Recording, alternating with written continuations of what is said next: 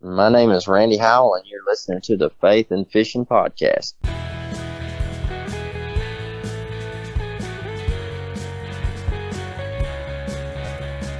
Welcome to the Faith and Fishing Podcast, where every episode I'll bring you an interview with a member of the fishing community, and they'll be sharing their faith stories and fishing memories with you. I'm your host, Cam Steele.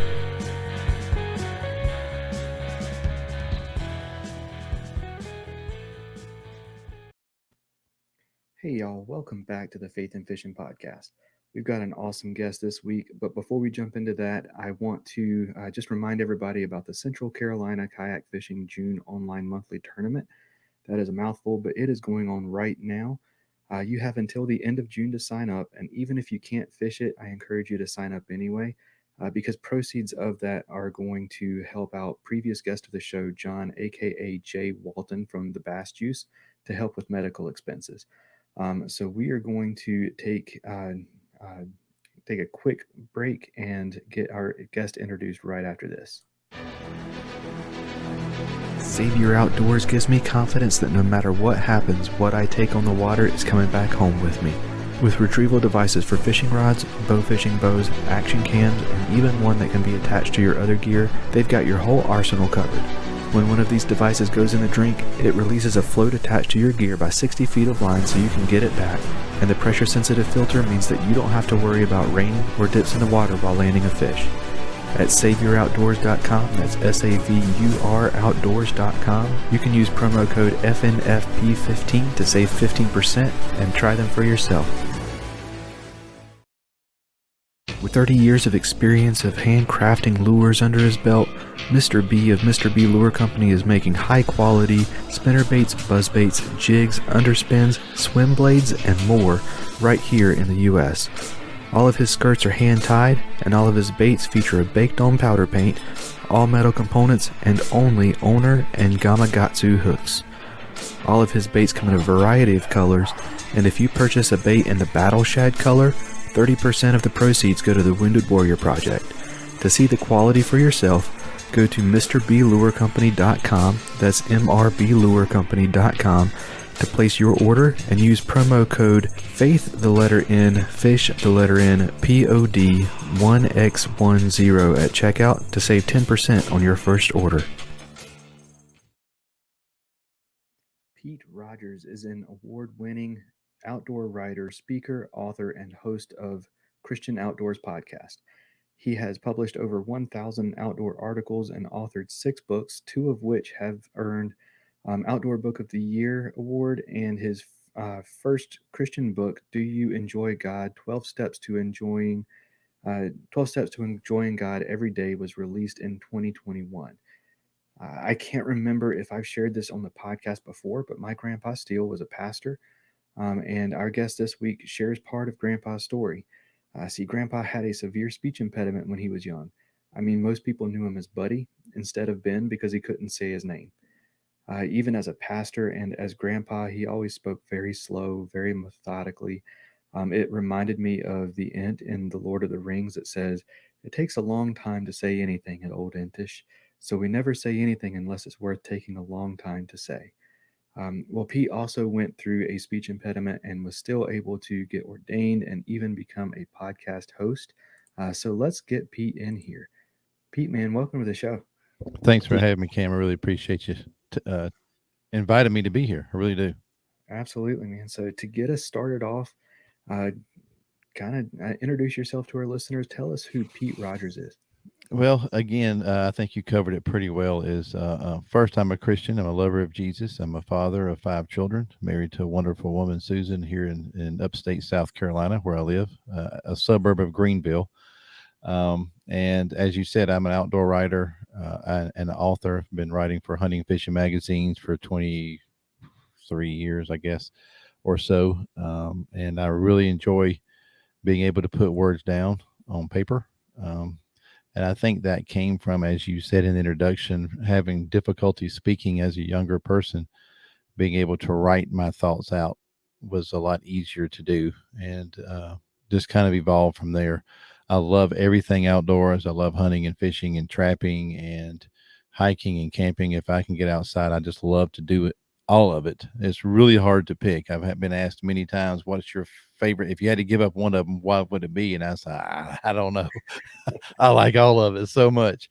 Um, and I really enjoy spending time with my kids. As I said, I have 5 children, 3 girls, 2 boys, and they're in order: girl, boy, girl, boy, girl. And 3 of them are married now. My middle child got married last Saturday. My middle daughter. That's different. Walking your daughter down the aisle. Um, it's like I was telling somebody yesterday. I said, dads dream of walking their daughters down the aisle, but we don't dream of leaving them there.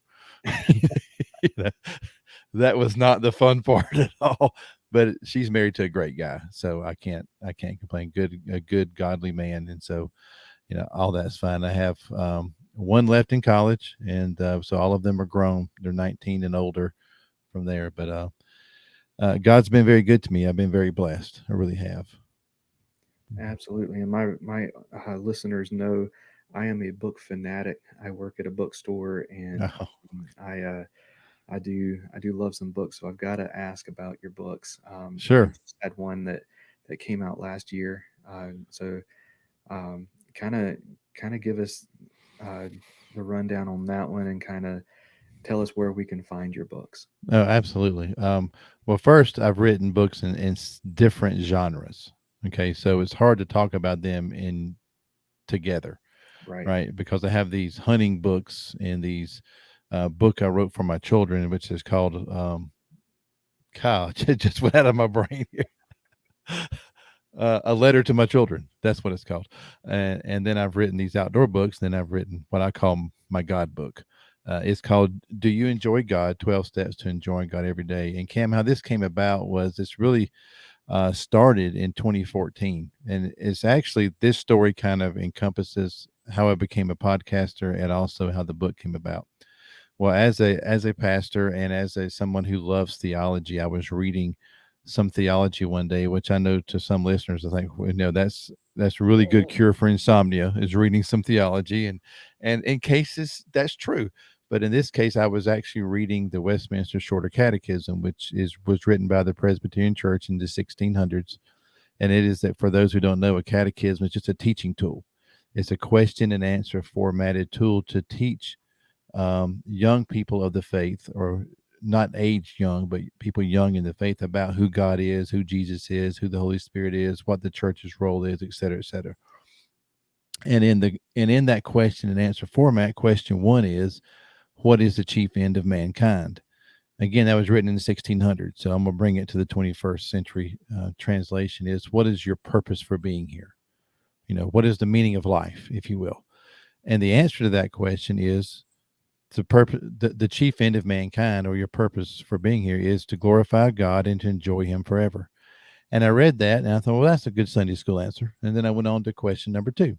And then it just kind of hit me in my brain of, and to enjoy him forever. And I thought to myself, Cam, I said, but does that mean when we get to heaven, or does that mean starting now? And then I started doing some self reflection, and I asked myself, do I enjoy God now? And it was a really hard question, because I broke it down like this. Well, I acknowledge God and I love God. I enjoy God's creation. I enjoy his blessings, enjoy what he does for me. But do I enjoy him in an intimate and personal way? In the relationship that we have, do I enjoy that? And I realized that, I'm maybe I don't. Like I said, I acknowledge him. I recognize him. I worship him. I love him. I tolerate him. But do I enjoy him? And I said, no, I don't. So I started on this journey, and this was in 2014. So that's been 8 years of, I can't do the math in my head. So whatever that is. I'm not a mathematician. Thank goodness my daughter married one. But I said, I'm going to every single day, I'm going to start my day with, how will I enjoy God today? And everything that I went through on this long process started changing in my life. And I started not just recognizing a sunrise. I started not just enjoying what God did by painting the sun. I started, God, you did this so that I could see it. And it helped me to start enjoying him, not just what he does. And it completely changed my life. I became my children and wife will tell you I became a better husband, I became a better father, I became a better follower of Jesus, I became a better person. My life became happier, more fulfilled, and I started trying to instill this in people around me. Like I had this little thing I did when I would send my kids to school. My wife was a teacher, so she's retired now, but she would take them to school with her when Right. she was teaching. And I'd say, make a difference today. That's what I always said to them, you know. And then it was make a difference and enjoy God today. And they'd roll your eyes, okay, dad, whatever. And they would go to school, you know. But I would start doing that. And then we've always had a family tradition of having dinner around the table. Every night we would gather around the table and we have dinner. My wife is very regimented, 6:30, dinner's on the table. And year round, when are we having dinner? And she said, what time is it? All right, at 6:30, dinner's on the table. And she was very diligent and still is to this day of making sure that dinner's on the table at 6:30. And we would gather on the table and we'd eat. And I'd ask, how did you enjoy God today? And you get, you know, and it started over time, Cam, it became a part of us. And so out of that, and in talking about it, people started asking me, Pete, how can I enjoy God? So then the book came about. I started working on the book. I started saying what starts with this, and this. And then being an outdoor writer, I'm so plugged in, if you will, to a lot of the people in the industry. You know, a lot of the TV personalities, a lot of the famous writers. I'm not going to name drop here, but I've been fortunate enough to get to spend a lot of time with a lot of these people that we see on TV and we read in magazines and stuff. And I noticed that by and large, you know, 80-90% of them are Christians, but the networks and the publications won't allow them to share their faith. Absolutely. So how can I do that? So here's an enormous amount of content, and they need a platform. So Christian Outdoors Podcast, my two passions, my love for Jesus, my love for the outdoors, came together and said, I need a way in which I can do this. Because even though I write these hunting and fishing stories, I can't write about God. I can't write about, I can't even subtly do it because the editors will take it out. Right. And Right. so you got to be very careful how you do that. So, so I just started the podcast where my little tagline is where we talk about all things outdoors and how we can enjoy God every day. So we talk about stuff outdoors, hunting and fishing, camping. I just interviewed a guy that'll be out next week that hiked the entire Appalachian Trail. You know That's what awesome. a yeah, I know. I'd love to be able to do that. Of course, I'm old now, but I can still dream about it, right? Um, and so we talk about all things outdoors, but also share your faith journey. Share about how what Jesus means to you. How did God impact you in your life? And so it all came about. And so the book came out of that as well. And the book was 8 or 9 years in the making. I would write a couple of chapters and say, well, what else do we need? What else? And I would ask people, and I actually did a sample Sunday school series in our Sunday school class. So I'm going to test this out on you guys. I'm going to and use that as a, what do they call it? A study group, if you will. Is that what it's called? You know, Um, what's the term? You know what I'm trying to say? Um, um, a test group, or right. there's a term for it that I can't think of now. You know, you think a writer, I could come up with a word, but that's why we have thesaurus. But anyway, so that's where the book came about. It's called Do You Enjoy God? 12 Steps to Enjoying God Every Day. And it is available on Amazon as a paperback, which I'm showing. We got the camera. There it is. And also as a Kindle, and the audio book just came out. And interestingly, I read it for the audio book.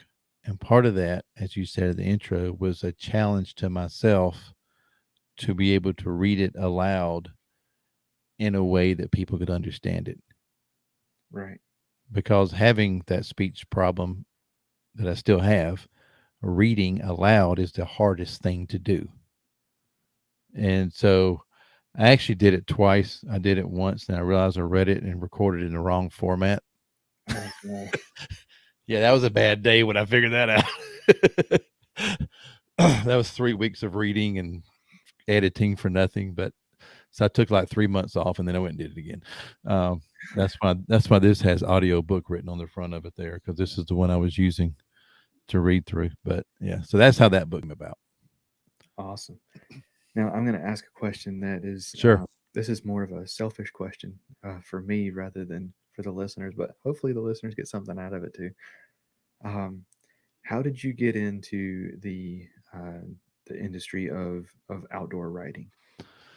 I get that question a lot, and actually, some of the places I go speak, I speak about breaking into the outdoor industry. Well, there's a couple of ways to answer that, Cam, and one is it's a huge industry, and a lot of people think about just writers or just photographers or just TV people, but there's a lot of different ways to get into the outdoor career, from marketing to salespeople to PR reps, uh, product testers.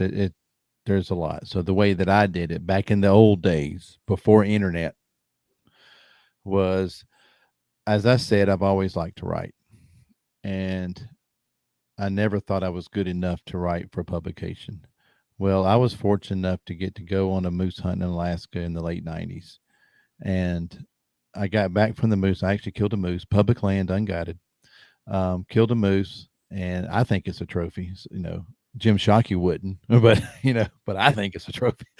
And I came back and I wrote a story about our adventure and sent it to some buddies that I went with, and they were extremely complimentary, and they encouraged me to, you need to be published. You need to be published. Yeah, well, whatever. But and it was a couple years later, my wife kept saying, you don't need to just waste your time writing for it to just die on a floppy disk back in the day. So I decided to try. And back in those days, Cam, we actually put letters in envelopes and mailed them, and waited 6, 8 weeks for a reply to say no thanks. Um, and when you've never been published, you have to send the full story in. You have to write the story, send the story, and you can do that nowadays by email. So if anybody's interested, identify a magazine. I'll just use that as an example. Identify a magazine that you want to be published in.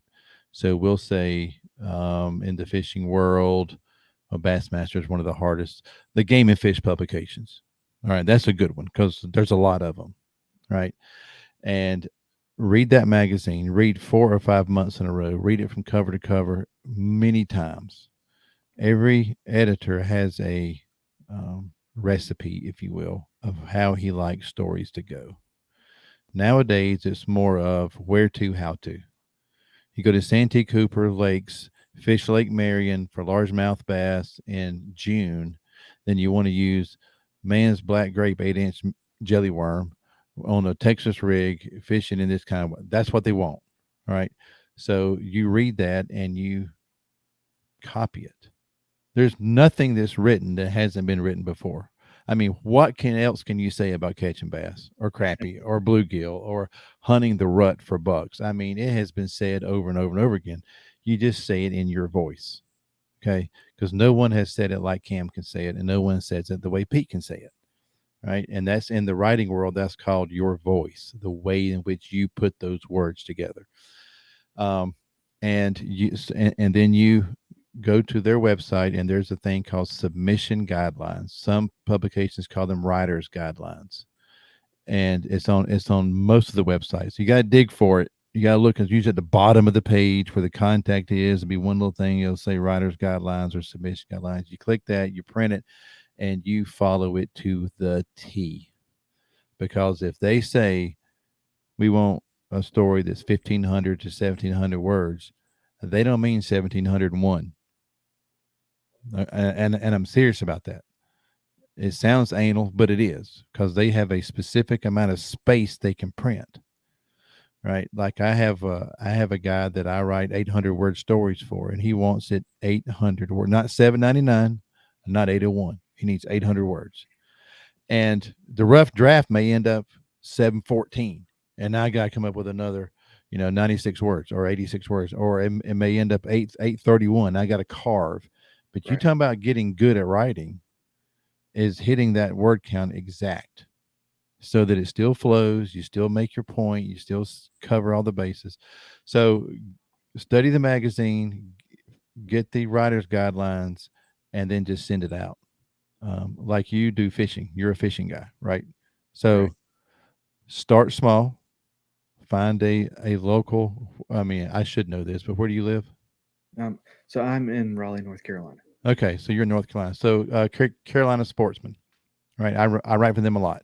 That's a good one. It's a state magazine. It's regional. It's local. Start there, and then get published a little bit. Get published a little bit. If there's a local newspaper, I gave writing away for a couple of years before I got paid for it, because when I'm contacting this editor, and I know the editor of Carolina Sportsman is very, very well. Um, I can say I've been published here, here, here, and here, and it may be your local newspaper, but that what that says to that editor is somebody's taking a chance on them. Somebody else has taken his stuff and has used it, so I don't have to break this guy in. Nobody wants to be the first editor. Right. So you got to start small. Start like my first story was published in the Rough Grouse Society's magazine. Was it small, regional, a very small membership. It only goes to the members. It's not on newsstands. Right. But they bought it, and they've bought several since then. So start small and just send it out, and have thick skin. I've been doing this for 20 something years, right? I'll send out every month 40 to 50 query ideas to editors. I may get one or two yeses. May. Right. Right. So that means, let's say I send 50, I get two. I had 48 no's. You can't hang on the nose. You got to let the nose go. You got to Right. focus on, get a yes and figure out the rest. Absolutely. Thank you for that. I'll definitely have to go back and listen to this episode and take notes. Um, Yeah. Yeah. And if there's anybody listening who's really interested in breaking into the industry, you can email me at pete@christianoutdoors.org, and I'd be glad to talk to you 101 about it. Absolutely. So, I wanted to ask, what kind of fishing do you do? So I know that you love all things outdoors, Right. but is there a particular species or style of fishing that just tickles your fancy? Uh, yes and no. I love saltwater fishing, but I live 6 hours away from the ocean, so I don't get to do that very much. But if I could, inshore is probably my favorite. Um, from redfish to bull reds is probably one of my favorites. But I like the inshore, and what I mean by that is I can go as long as I can see land. I'm good, but I don't want to get out of sight of land. And people tell me, well, that's kind of silly. I said, but here's the thing: if this boat goes down, I want to know I'm at least swimming in the right direction. I may still not make it, but I got some hope I'm headed in the right direction. All right. So, That makes a but lot of sense. 12 miles in, I can usually see land at 12 miles. And so some of the artificial reefs off of South Carolina coast, I like to fish those because there's such a variety of species that you can catch, and I really enjoy that. Yeah, I like in freshwater. I like anything that fights really hard: stripers, catfish, um, the big catfish. But I'm going. What's today? Tuesday. Thursday. I'm going to Santee Cooper to fly fish for a bluegill.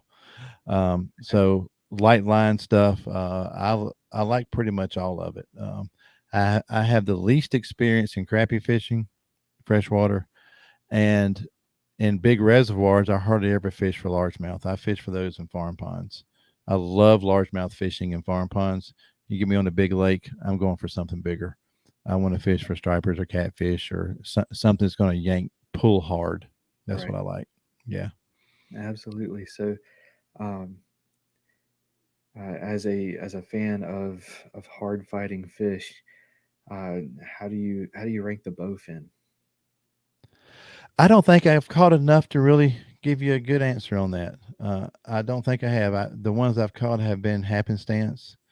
So I can't really answer. I have in the last couple of years started doing a little fly fishing for carp. No, that's a kick in the pants. That's fun That right there. I I've got That's some friends fun. who keep on me about doing that because So one of the lakes here has a bunch of really big carp, and one of Hmm. my goals in the near future is to get one to break the 30-pound mark from the kayak. Okay, Um, I haven't caught any that big. I've been in the teens, but I hadn't even got into the 20 into 20 pound. I'm not much of a kayak guy anyway, but I think you are, aren't you? I am, yeah. And 25 uh, is my best for carp right now, and I'm hoping Nice, nice, to nice. get that Yeah, 30 pound. but I've never caught enough bowfin to even give you an answer. Is it a Okay, good fighting fish? it is. They they get a lot of flack for not being a sport fish, but Mm-hmm. they are a powerful fish. They have Mm-hmm. those long dorsal and anal fins that just give them a whole bunch of power, and Mm-hmm. they're torpedo shape, and they're mean. They Mm. just they've got an attitude, and Yeah. that just Well, um, I forgot about these, Cam, and that is but it's because I was thinking South Carolina, but I would say my favorite freshwater fish to catch is northern pike. I've okay, been able to go up to Canada a few times to fish for walleye and northern pike, and you talk about fun. Good gracious. They and you fish for them just like you do largemouth. I mean, big crankbaits, big spinner baits, bigger is better. And some of the lakes that I've been able to go to, they fly you in and drop you off. You land on the lake and then you have the place to yourself. It's really, really cool. And I mean, you're catching 150 fish a day. And the northern pike anywhere from the biggest, I haven't broke the 40-inch mark. I've been 39 and 7/8.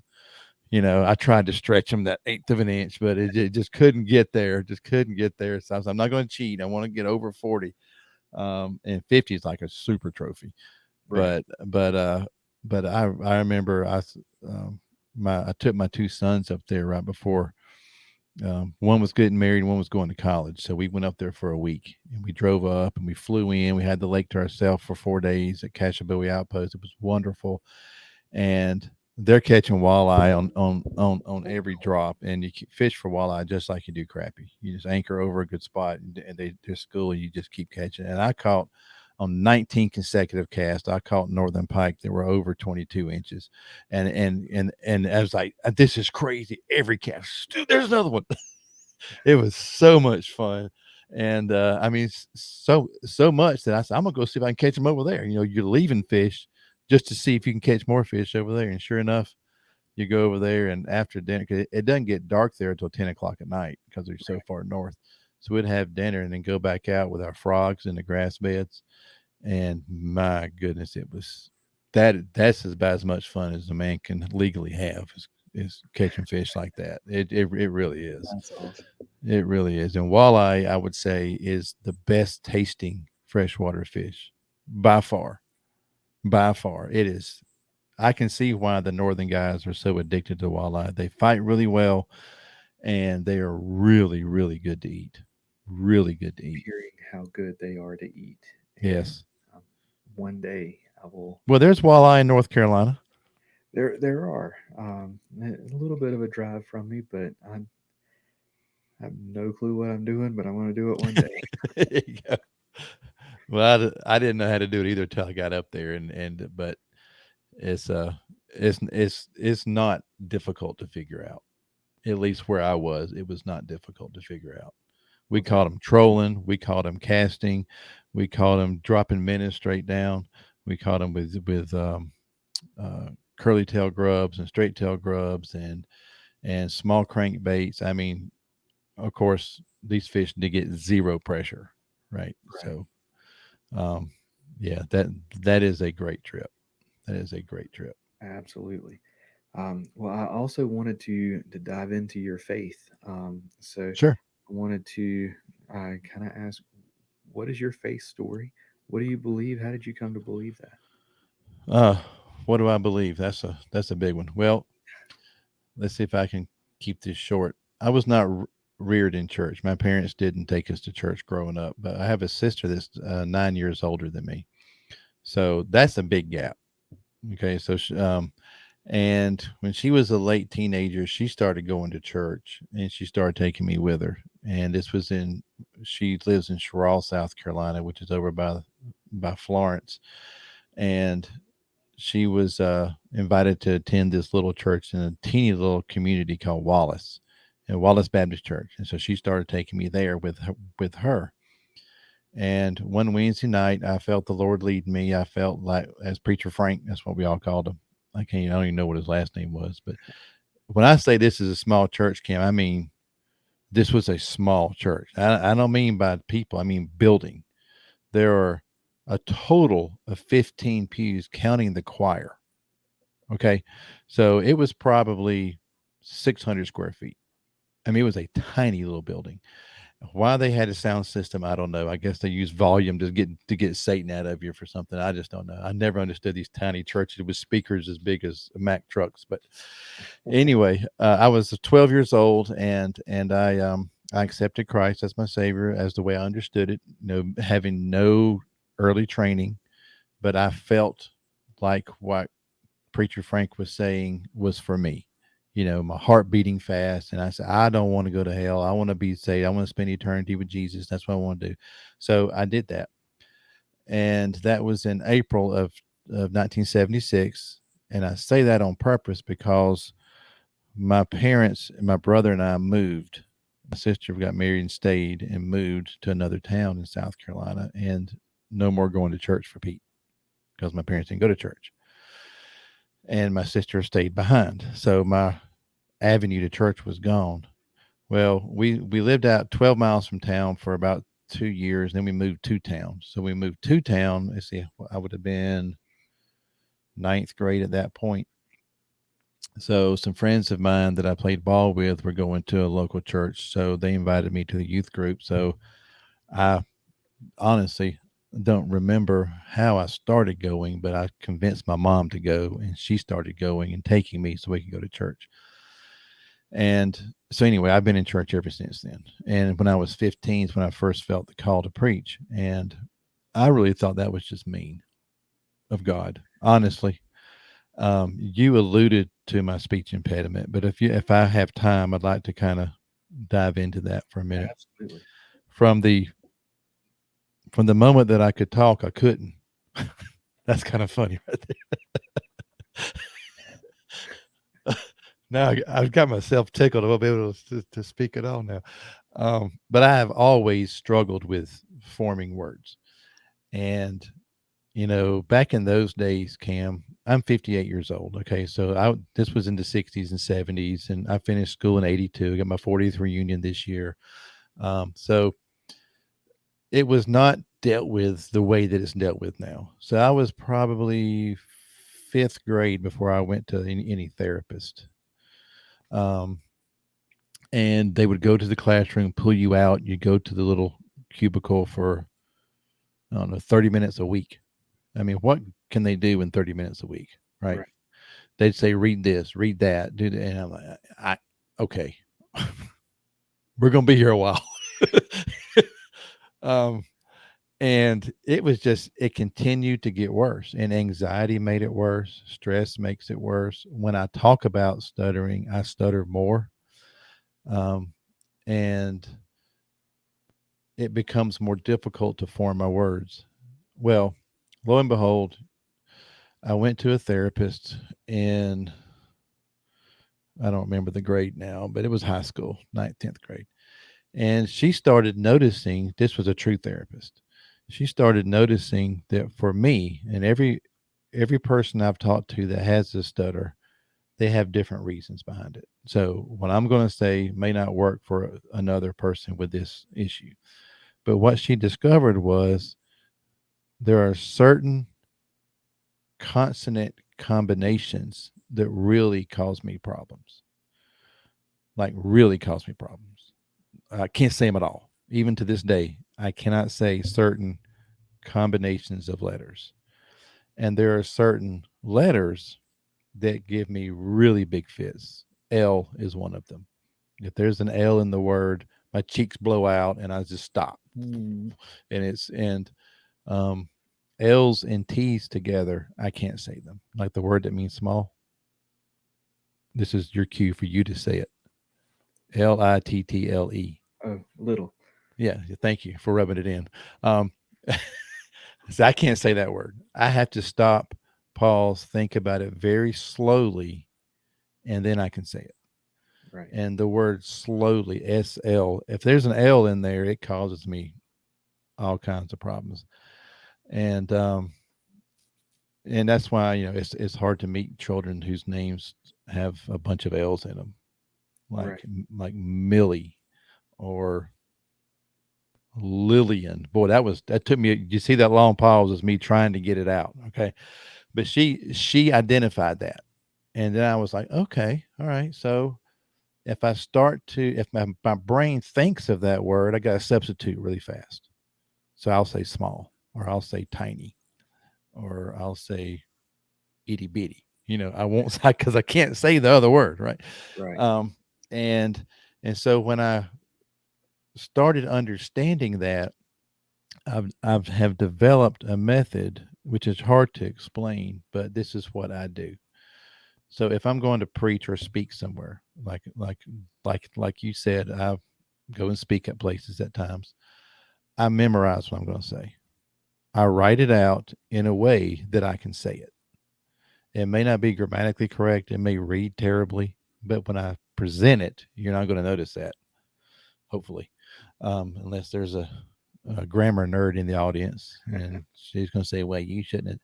But well, if you want me to get it out, that's what I got to do. And so I memorized all this. So when I was preaching every week, I would write my sermons on Thursdays, usually, depending on how the week went, but usually, and I would memorize it word for word before Sunday. And that way it was written in a way that I could say it. Okay.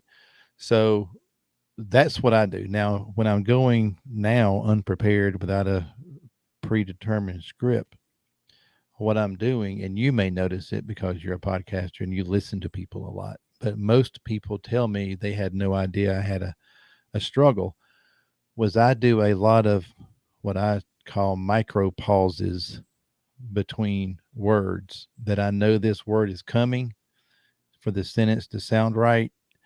So, how am I going to say that? And I will do a hard break between one word to the next. And by also focusing, I'm going to do it now slow so you hear it. By focusing on enunciating my words and putting these pauses in there, it enables me to get it out. So that was the 33 and a third version. Now I'm talking at normal speed, what it sounds like normal speed to you, but in my mind and in my mouth, I'm breaking all these things up so that I can say them. So Absolutely. that's what I do. Now, I hope if there's someone who stutters out there, they can take that and they can maybe adapt it to what works for them.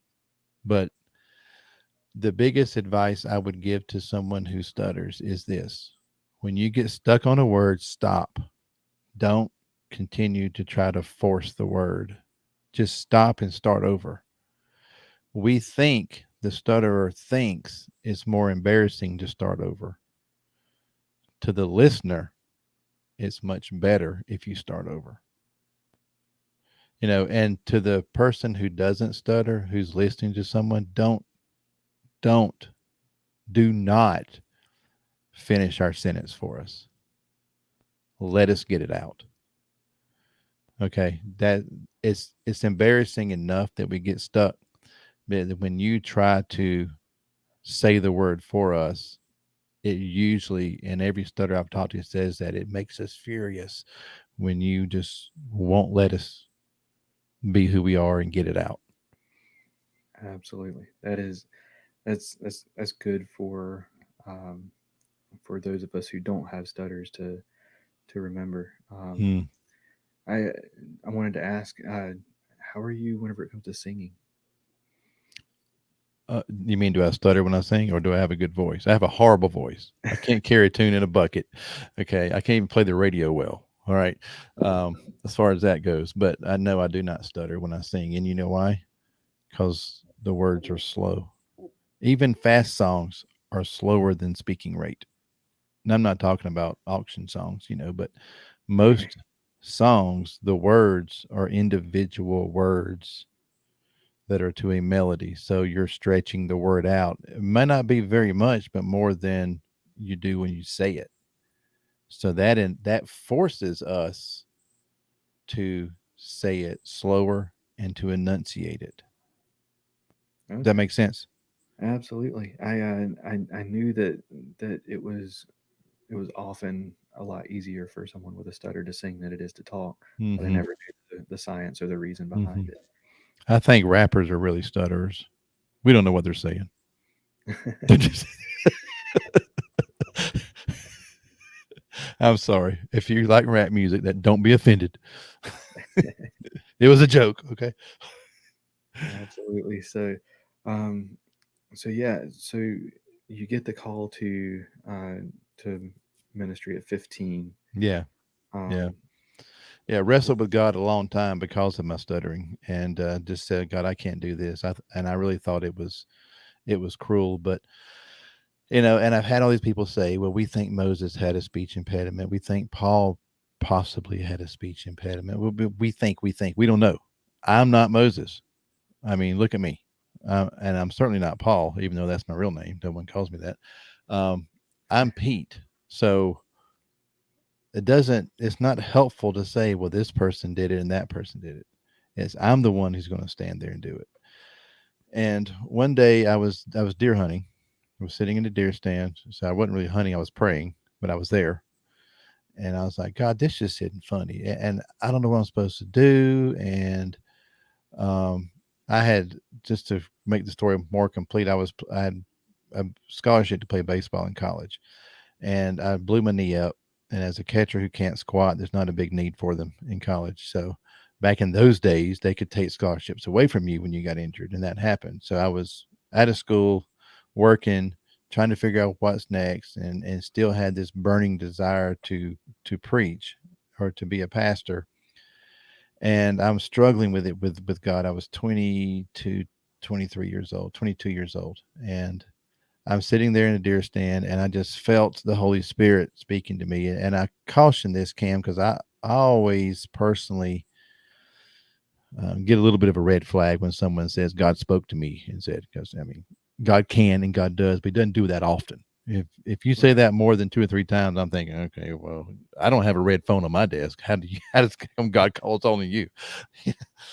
But I felt God speak to me, or to say to me, and this is in my book. He said, "Open your deaf ears and throw away your running shoes." And I was like, well, "What the heck does that mean? Where did that come from?" Here's a word, literally. See, I had to stop trying to. Where did that come from? I'm looking around. I'm not hunting him. I'm standing up in my stand looking. Where did that come from? And it came again. I was like, so I sat down, and to the point where I was like, "What does that mean?" And then I interpreted it over a couple of days of, listen to what I'm saying and quit running from me. And a couple of days later, I went and spoke to my pastor. By this time, I was dating a girl who was Methodist, so I was Methodist, and so I went and talked to my pastor. You know how that goes. And long story short, I went and talked to my pastor. He said, "Well," I pulled up to his house on a Saturday morning. He was shellacking a wooden boat he was building. I walked in. He said, "When are you going to stop running from God and do what He wants you to do?" I'm like, "What are you talking about? I hadn't even told anybody this." So that was a big confirmation right there. And we talked for several hours, and he explained to me the process in the Methodist Church of how to go about it. And I won't bore the listeners with that. It's a long process. But at that time, there was a huge shortage of pastors. And so they were taking, if you had a pulse and could fog a mirror and said you were Christian, they would take you. So that June, the very next June, I was assigned to my first church. 22 years old, hadn't finished college, hadn't been to seminary, hadn't been trained or anything, just more green than the greenest sapling you can imagine. And those people loved me and took care of me. I went to college, I finished college, I got moved to another church, went to seminary, finished seminary, serving these churches all along. And it was a great ride. And, um, then God opened other doors for me to go in other directions, and it was a hard thing to do. But I know God has really blessed me through this journey and in the process, and so I still have a big desire to share the good news of Christ, hence the podcast, and getting to go speak at churches and getting to go speak at men's groups, and I think this platform, being an outdoor writer and now podcaster and author, opens doors and reaches more people than if I was in a small community church. I mean, my podcast has over 200,000 downloads, right? And that's 200,000 people that have heard the good news that I wouldn't have reached any other way. My books have sold, tens of copies. It's a joke. Took a while, did it? They've sold a lot, and when I'm introduced at a men's group, outdoor writer, then it brings people in who may not ordinarily come to church. And that gives me a chance to share some hunting and fishing stories and then insert the gospel and how God has blessed me and has changed my life. So that's how all the ministry thing came about. And it was, I'm very, very thankful for it, and just been amazed at how why God would choose someone like me and how God has used me. And I think every day I pray every day that I'm not letting him down.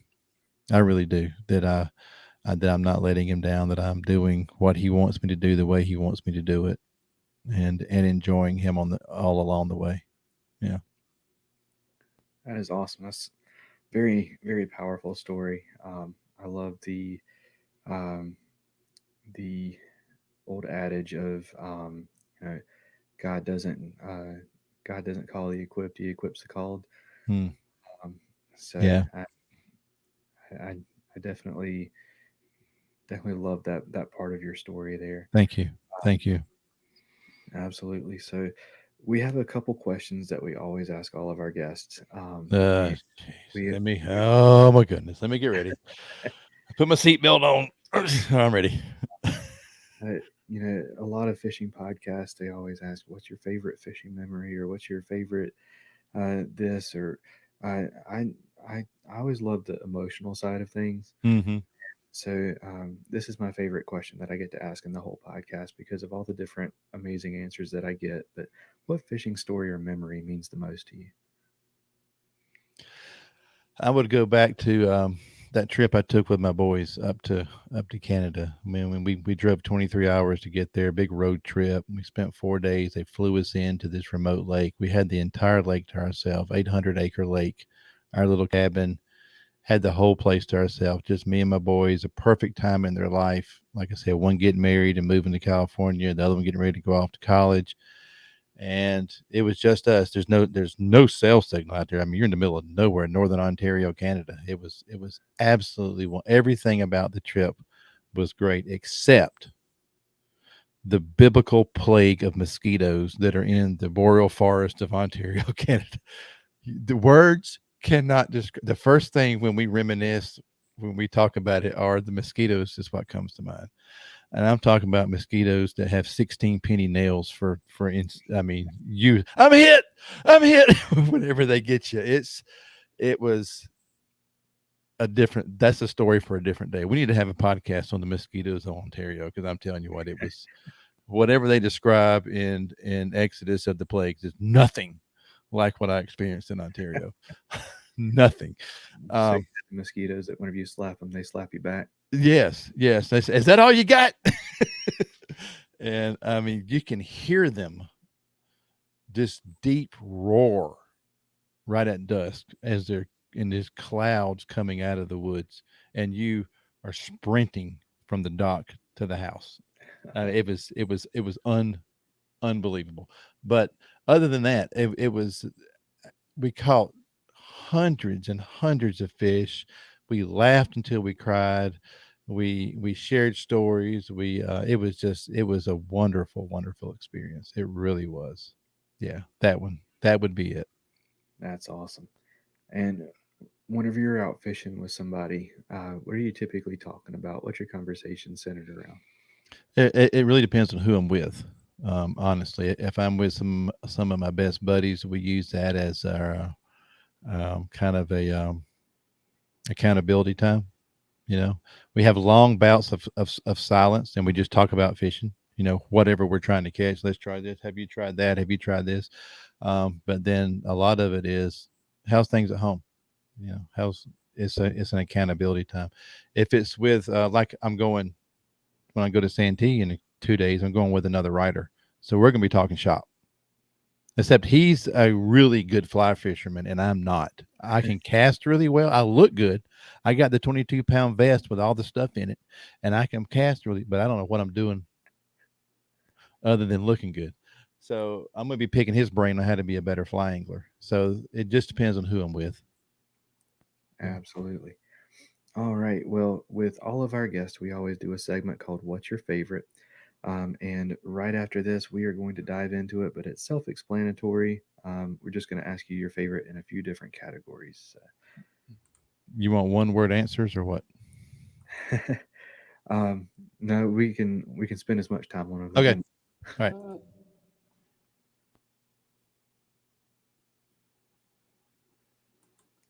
Okay. Well, the audio is not working on that particular ad, so I'm going to add it in later. All right. So to Edit. get Edit. started. To get us started off, what is your favorite scripture?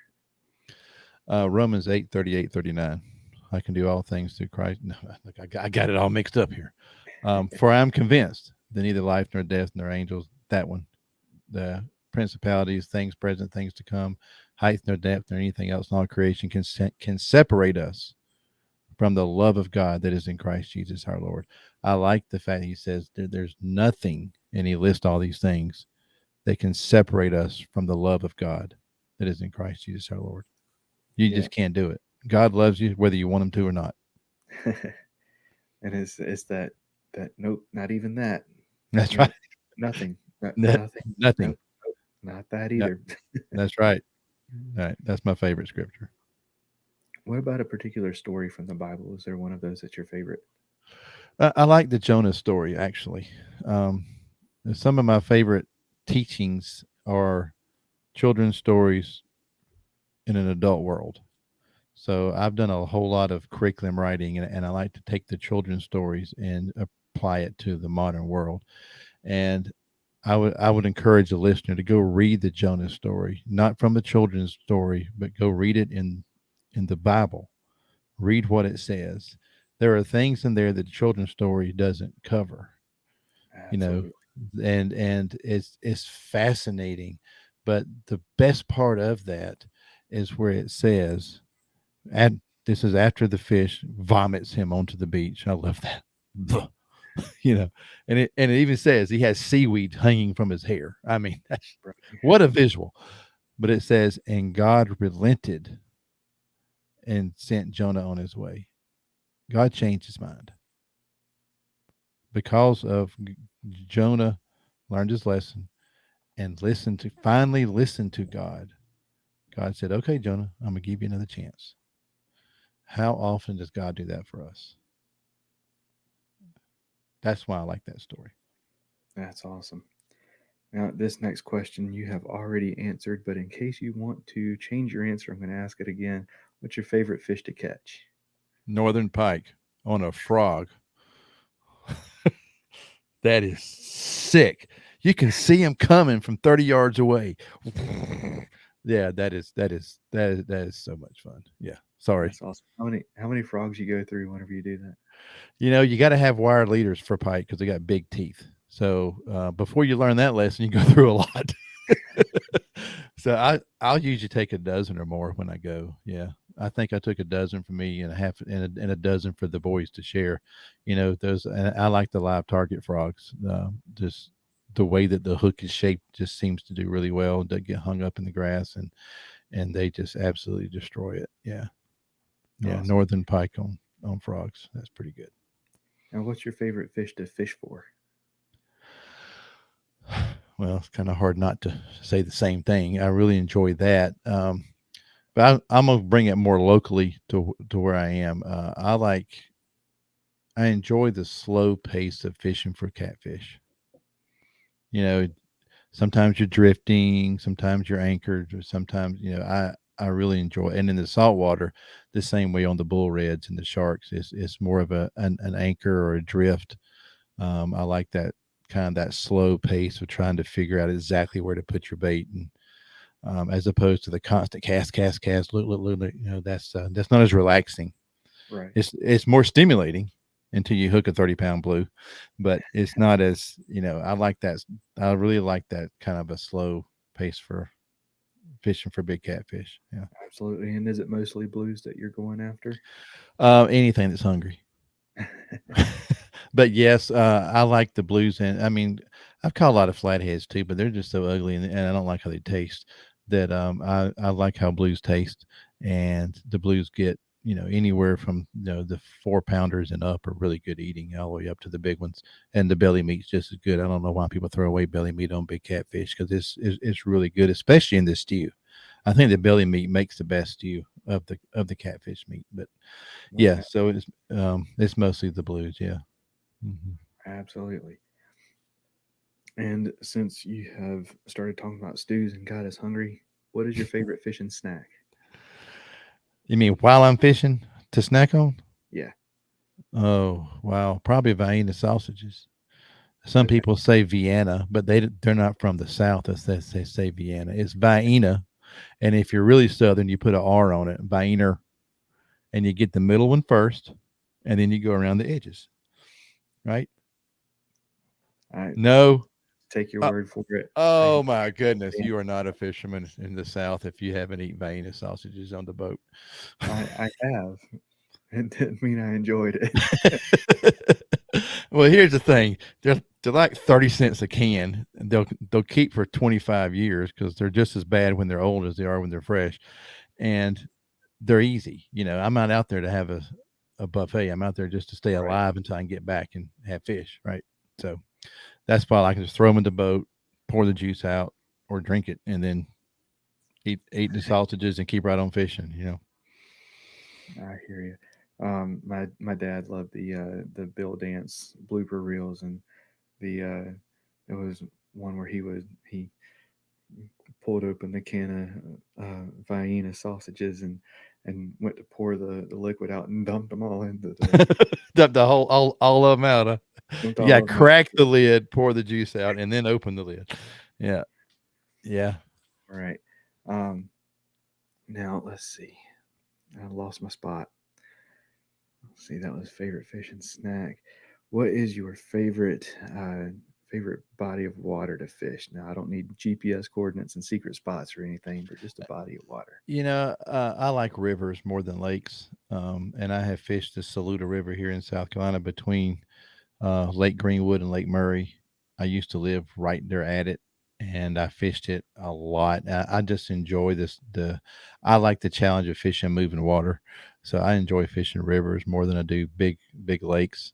Farm ponds are my favorite by far. But if it's not that, then I like fishing rivers and the Saluda, the Congaree, the Wateree. Any of these rivers are just really good because you can catch a lot of different kinds of fish in them, and the scenery changes.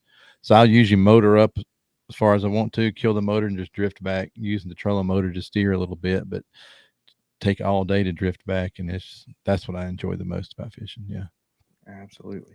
and you usually have the river to yourself. And again, I don't want to take too many of your secrets, but what's your favorite lure to throw? Depends on what I'm fishing for. It really does. I mean, if I'm in a farm pond, I can catch everything there on a devil's horse, a frog. This is for bass, and a worm, and maybe a rapala, the 7-inch rapala. That's all you need. If I'm on a reservoir, like if I'm in the river, there's so many trees and snags and stuff. I'm not throwing treble hooks very often. I'm gonna be fishing something that's weedless. A lot of worms. Spinner baits are really good because they can maneuver around the stuff. Big beetle spins, big meps, things like that. I like spinners a lot in the moving water. Um, so for bluegill, it's hard to beat a cricket. You know, Absolutely. I was actually on a crappie fishing trip for a story I was writing, and the guide was using minnows. And I said, so you don't use like grubs and jigs and stuff with these spider rigs? He said, man, you can't fish a minnow wrong. I'm like, well, that's.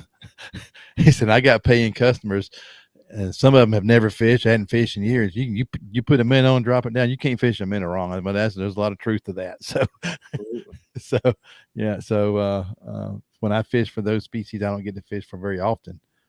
I go to the live bait or cut bait. You can't fish it wrong. Absolutely. And last but not least, what is your favorite time of year to fish?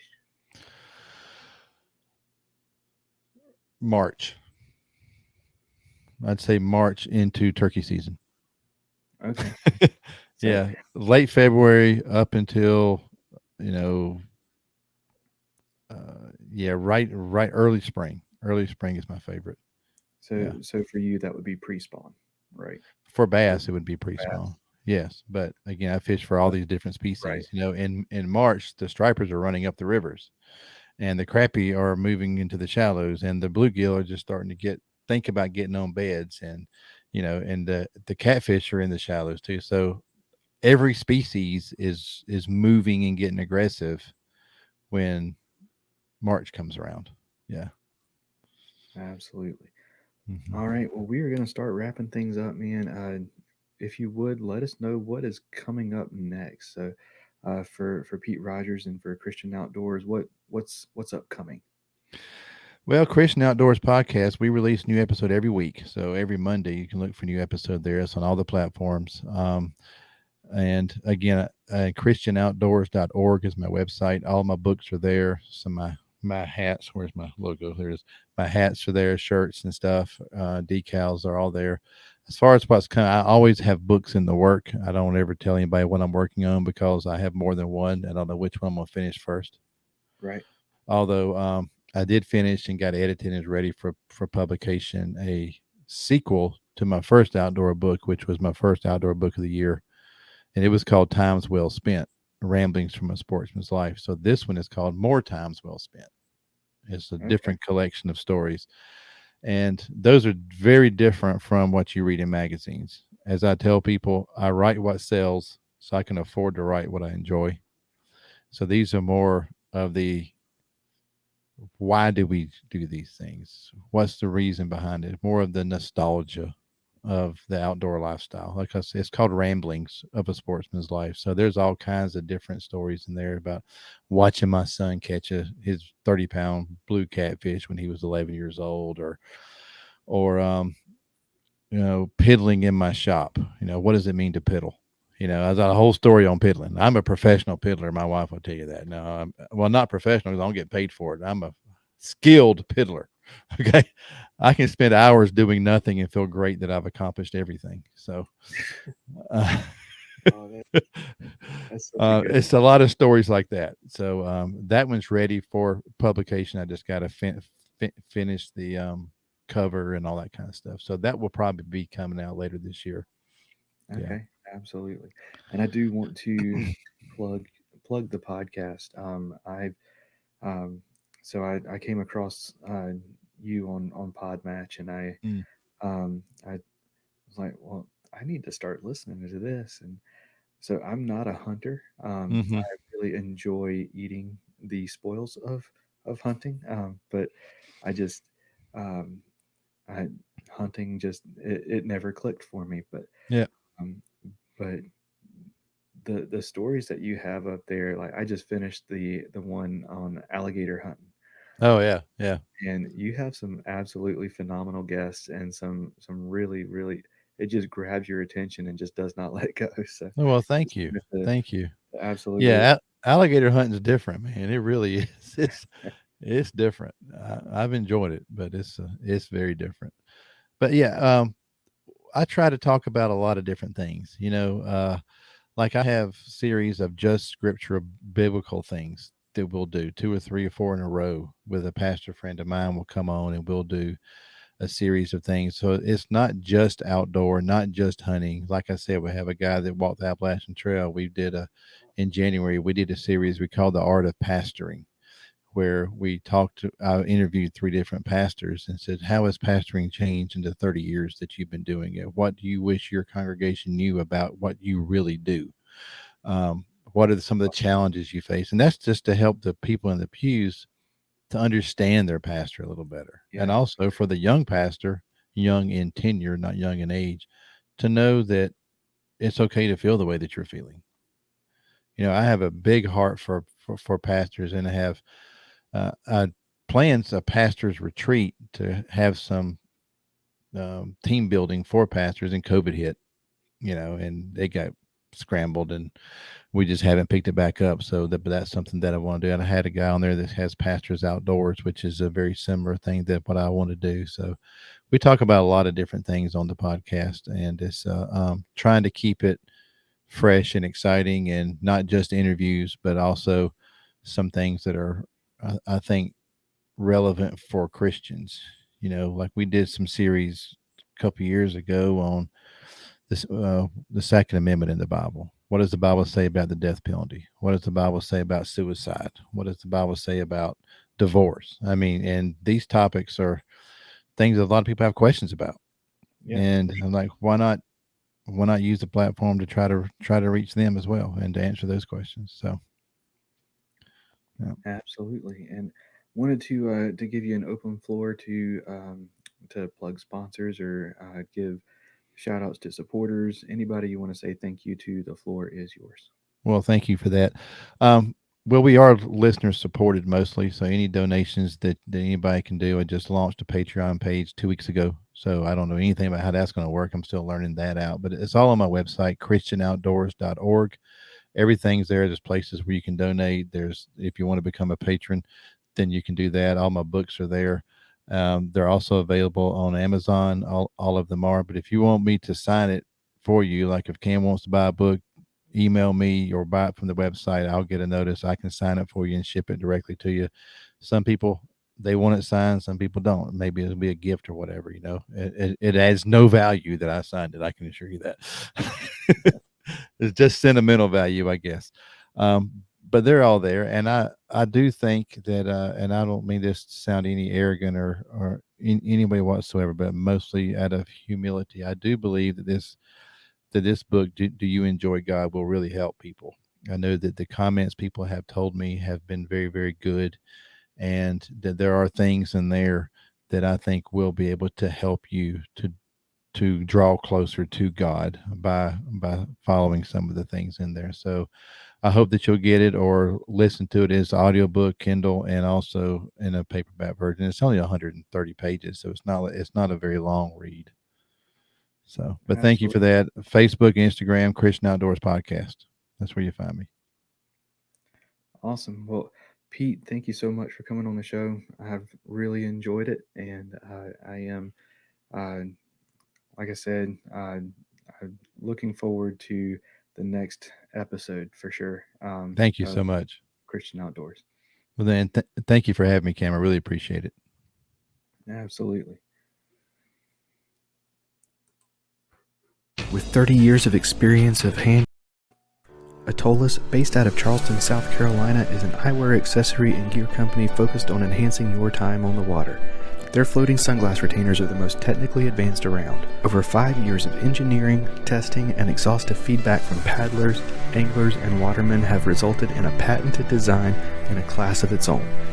They're incredibly light and comfortable, built for durability, sport a sleek, minimal design, float virtually all brands and models of sunglasses, and they're backed for life. So if you break them, Atollas will replace them.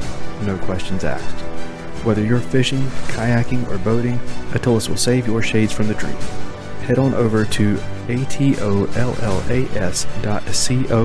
to check out their gear and use promo code faithnfish15. That's faith, the letter N, fish, the number 1, 5 at checkout to save 15% on your order. Get Outdoors Pedal and Paddle in Greensboro, North Carolina offers a wide range of products and services designed to help protect the environment and enhance the time people spend enjoying the outdoors.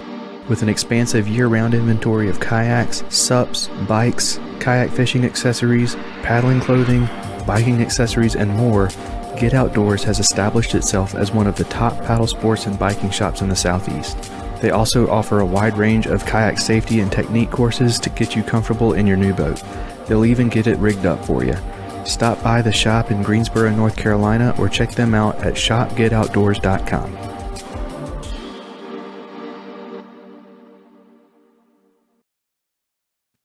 Another huge thank you to Pete for coming on the show, sharing his story with us. I'll have all of Pete's links as well as the registration link for the fundraiser tournament for Jay Walton of Bass Juice, and the All Things Faith and Fishing link, where you can find the website, the merch store, all of the sponsor links, the YouTube channel where you can watch the episodes, and the Patreon where you can watch them early, as well as all of the social media accounts. That's going to do it for this episode. Y'all take care, and God bless.